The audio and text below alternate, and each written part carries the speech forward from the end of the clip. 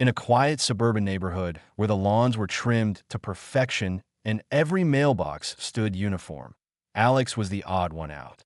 A free-spirited young professional, Alex had recently inherited a plot of land from his late uncle.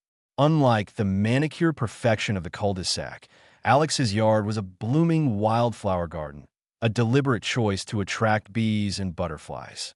His laid-back attitude clashed starkly with the neighborhood's obsession with order, a clash that was personified in his new neighbor, Karen. Karen was the self-appointed enforcer of all things proper.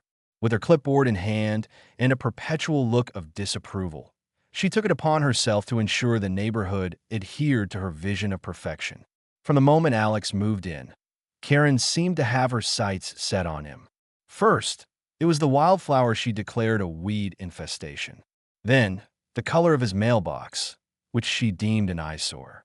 It was as though Alex's very existence offended her. Help us reach 10,000 subscribers. Your support means the world. Hit that subscribe button now. The final straw came one sunny morning when Alex was sipping coffee on his porch, enjoying the chirping birds. A police car pulled up, and an officer approached him cautiously. Confused, Alex greeted him. "What's going on, officer?" The officer hesitated before replying. "We received a call about a hazardous structure in your yard." Alex blinked, then looked at his quaint little garden shed. That's when it hit him. Karen had called 911 on him. As the officer inspected the so-called hazard, Karen appeared smug and self-righteous. "I told you, officer, this landowner refuses to comply with neighborhood standards. His shed is a safety concern." Alex couldn't help but laugh at the absurdity, but he realized this was only the beginning. Karen wasn't just a nosy neighbor. She was on a mission to make his life miserable. Karen's campaign against Alex started small, but it didn't take long for her antics to escalate. It began with notes taped to his door, handwritten warnings about his yard being an eyesore and how it was lowering property values. At first, Alex found the notes amusing, even going so far as to pin them on his fridge like badges of honor. But Karen wasn't content with passive aggression. She needed action. The first major escalation came when Alex hosted a small barbecue for a few friends. It was a casual affair, grilled burgers, soft music, and some laughter. But just as the burgers were coming off the grill, a police car pulled into the driveway, lights flashing. Alex, perplexed, approached the officer. "We got a noise complaint," the officer explained. Karen was already waiting on the sidewalk, arms crossed and lips pursed. "They've been blasting music and disturbing the peace for hours," she exclaimed, though the barely audible background music told a different story. The officer, visibly irritated, quickly dismissed the complaint and left, but Karen's smug expression lingered. Her behavior became more intrusive. She filed a complaint with the city, claiming Alex's wildflower garden was a breeding ground for pests and demanded it be removed. A city inspector was sent out, only to determine that Alex's garden was fully compliant and even environmentally beneficial. Furious at being thwarted, Karen began scrutinizing every inch of Alex's property. One morning, Alex woke up to find her standing on the sidewalk with a tape measure, documenting the height of his grass. Then came the Halloween decorations. Alex, a fan of the spooky season, had gone all out with pumpkins, skeletons, and even a small fog machine. The neighborhood kids loved it, but Karen was livid. She marched over, pointing at his decorations like they were a crime scene. "These pumpkins are not regulation size, and that fog machine is a fire hazard," she declared, snapping pictures with her phone. When Alex refused to take them down, she called 911. Again, the absurdity of her actions began to attract the attention of other neighbors. Karen's antics weren't limited to Alex. She'd previously tried to impose her rules on others as well. But Alex, being the new guy, had become her primary target. The calls to the police, the city complaints, and the constant harassment started to take a toll. Alex was no longer amused. He was determined to fight back. What Karen didn't realize was that her obsessive need for control was about to backfire spectacularly. At first, Alex tried to take the high road. He ignored Karen's increasingly absurd complaints and focused on enjoying his new home. But when she called 911 for the third time in a month, This time claiming his outdoor string lights were blinding her at night, he realized he couldn't just let her antics slide anymore. Karen wasn't just annoying, she was actively trying to make his life miserable, and it was time to push back. Alex's retaliation began with small acts of humor designed to highlight the absurdity of Karen's behavior. He set up a lawn gnome army, each holding miniature signs with phrases like Karen's Kingdom, beware of grass violations, and no fun allowed. The neighborhood kids found it hilarious, and even a few chuckled as they walked by. Karen, however, was far from amused. She marched over to Alex's yard, fuming. "This is harassment," she shouted. Alex, leaning casually against his porch railing, replied with a smirk, "I'm just expressing my creativity. Isn't that allowed?" The gnomes were just the beginning. When Karen complained about his wildflower garden again, Alex went out of his way to make it even more elaborate. He added small signs identifying each type of flower, complete with educational facts about their environmental benefits. He even named the garden the Karen Memorial Pollinator Sanctuary and posted it on social media, where it quickly gained traction among his friends and neighbors. Karen's attempts to portray Alex as a troublemaker were starting to backfire, but Karen didn't stop there. And neither did Alex. She began circulating a petition to have Alex removed from the neighborhood, claiming he was a disruptive influence. When Alex caught wind of it, he decided to fight fire with fire. He went door to door, not to defend himself, but to hear out his neighbors and get their perspective. To his surprise, many of them were just as fed up with Karen as he was. Some had been on the receiving end of her harassment for years, but were too afraid to stand up to her. Alex's laid-back demeanor and sense of humor inspired them to speak out. Meanwhile, Karen ramped up her efforts, filing yet another complaint with the city, this time claiming Alex's garden fence was a safety hazard. When an inspector arrived, Alex was ready. He had already researched the local property codes and ensured everything on his land was in perfect compliance. The inspector couldn't find a single issue, and Karen's credibility took another hit. The turning point came when Karen tried to accuse Alex of hosting illegal gatherings in his backyard. She called the police during one of Alex's casual hangouts with a few neighbors, claiming there was a raucous party disturbing the peace. But this time, Alex was prepared. He had set up security cameras weeks ago, and when the police arrived, he showed them footage of the quiet gathering, complete with Karen herself spying on them from her window. The officers, clearly exasperated with her antics, issued her a warning for making false reports. The battle wasn't just about Alex anymore. It became a symbol of standing up to Karen's reign of petty tyranny. Neighbors who had been too scared or indifferent began to rally around Alex. Tom, the retired engineer from next door, even offered to help by digging up old HOA meeting notes that contradicted Karen's self-imposed rules. Mrs. Green, the elderly widow down the street, shared cookies and stories of Karen's ridiculous behavior over the years. Together, they began to chip away at Karen's power. But Alex knew he needed to do more. Karen's arrogance made her blind to her own vulnerabilities, and he was determined to use that to his advantage. With the support of his neighbors, Alex began to gather evidence and prepare for the showdown that would expose Karen for what she truly was, a bully hiding behind a facade of authority. As Karen's antics became the talk of the neighborhood, her reign of pettiness started to unravel.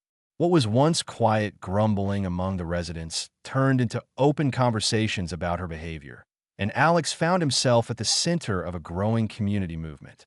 It started with Tom, the retired engineer next door, known for his love of gadgets.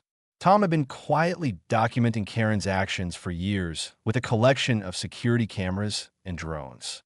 "I've got footage of her measuring people's lawns at 6 a.m., he said one afternoon, showing Alex clips of Karen sneaking onto property with her ever-present tape measure.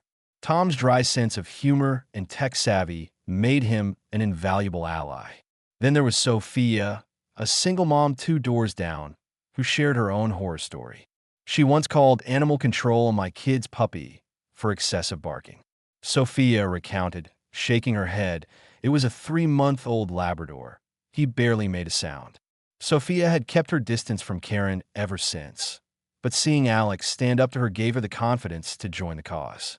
The unexpected support of Mrs. Green the elderly widow who lived across the street, was what truly solidified the neighborhood's unity. Known for her delicious cookies and calm demeanor, Mrs. Green revealed that Karen had tried to have her fined for excessive bird feeders, claiming they attracted too many pigeons. "She's been a thorn in everyone's side," Mrs. Green said with a mischievous glint in her eye. "I've been waiting for someone to stand up to her." With Alex leading the charge, the neighbors began to push back against Karen in subtle but impactful ways. Tom created a group chat humorously named Karen Watch, where residents could share updates, stories, and even memes about Karen's latest antics. The chat became a source of humor and solidarity, giving the community a space to vent and strategize. As the neighbors grew closer, they began sharing their experiences openly at Alex's impromptu backyard gatherings. These casual hangouts quickly became a highlight of the week, with residents swapping stories over drinks and food. Karen's attempts to isolate Alex had inadvertently united the community against her. But not everyone was ready to pick a side. Some neighbors, wary of Karen's vindictive nature, chose to stay neutral. "She'll find a way to get back at you," warned one fence-sitter. Others, still influenced by Karen's manipulative charm, hesitated to speak out. Alex didn't blame them. He understood the power Karen wielded through fear and intimidation. One neighbor, however, shocked everyone by secretly siding with Alex. Jacob, a young man who had always seemed indifferent to neighborhood politics, approached Alex with a stack of old HOA documents he had found in his attic. "Karen's been making up rules for years," Jacob said, handing over the papers. "These bylaws prove half of what she enforces isn't even real." Armed with this new ammunition, Alex and the group began to piece together a strategy to expose Karen once and for all. Karen, oblivious to the growing resistance, continued her crusade, unaware that her authority was crumbling. Her demands and complaints became more extreme, and her public outbursts more dramatic. The turning point came when Karen tried to enforce a mandatory mailbox alignment day, demanding that everyone in the neighborhood adjust their mailboxes to match her specifications. It was the final straw for many residents who were tired of her micromanagement. The community's growing camaraderie became a source of frustration for Karen. She could see the shift in dynamics, but couldn't stop it. The once fractured neighborhood had become a united front, and Karen found herself increasingly isolated. She had underestimated the power of a group fed up with her antics, and her reign of petty tyranny was finally on the verge of collapse. Karen's undoing began with her own arrogance and relentless need to control the neighborhood. As she doubled down on her absurd enforcement campaigns, Alex and the growing coalition of neighbors quietly prepared for the ultimate confrontation. It all came to a head during one of Karen's infamous neighborhood meetings. Though unofficial and unapproved by any authority, she demanded attendance, claiming she needed to address the deterioration in standards of our community. Alex, along with Tom, Sophia, Mrs. Green, and several other neighbors, decided it was time to make their stand. Karen strutted into the meeting like a self-proclaimed monarch, armed with her clipboard and a projector to present a slideshow of violations. Her opening remarks included a scathing critique of Alex's wildflower garden, the alleged noise disturbances from his gatherings, and, most absurdly, the pitiful glare from his outdoor string lights. She concluded with a dramatic proclamation: "If we don't act now, this neighborhood will fall into chaos." Alex, leaning casually in his chair, waited for his moment. When Karen opened the floor for comments, he raised his hand and stood up. "Karen, you made a lot of accusations about my property, but I think it's time we address something important: the truth about your so-called rules." The room grew quiet as Alex walked to the front of the room and set down a stack of papers. "These are the original HOA bylaws," he said, holding them up. "Jacob here found them buried in his attic. And guess what? Half of the rules Karen's been enforcing don't even exist." Gasps rippled through the room as Alex flipped to a highlighted page. For instance, there's no regulation about mailbox alignment, there's nothing banning wildflower gardens, and there's absolutely no decibel limit for dogs barking. Tom stood up next, playing video footage on a projector. Here's Karen trespassing on Alex's property to measure his grass. And here she is peeking into Sophia's yard to count her kids' toys. The footage, paired with Karen's exaggerated expressions and sneaky behavior, elicited laughter from the crowd. Karen, visibly flustered, tried to regain control. "This is an attack on my character. I've only ever acted in the best interest of this community," she sputtered. But Alex wasn't done. "Is that so, Karen? Because the city inspector told me you build a shed on communal property without approval. Funny how you're so strict about rules for everyone else." At that moment, Mrs. Green chimed in, holding up her phone. "And let's not forget the time Karen tried to get my bird feeders removed. You claimed they were. There's nothing in the bylaws about bird feeders." Other neighbors began speaking up, sharing their own stories of Karen's baseless complaints and petty demands. The final blow came when the local police officer, who had been called to the neighborhood multiple times because of Karen's false reports, arrived unexpectedly. "Karen, we need to have a word," he said, stepping to the front of the room. "You've been misusing emergency services with your constant 911 calls. This is a formal warning. Any more false reports, and you'll be facing legal consequences." Karen, now red-faced and trembling, realized she had lost control of the narrative. Her once loyal supporters had turned against her, and the neighborhood was united in exposing her hypocrisy. She stormed out of the meeting, muttering about how ungrateful everyone was. But the damage was done. The next day, Karen's once pristine lawn was conspicuously overgrown. Her mailbox leaned at an awkward angle, and a for sale sign in her yard announced her surrender. The neighborhood had finally taken back its peace, and Karen had no choice but to leave. Alex, standing on his porch, watched as the moving truck pulled away. He couldn't resist placing one last lawn gnome on the edge of his property, a smug little figure holding a sign that read, "Bye, Karen."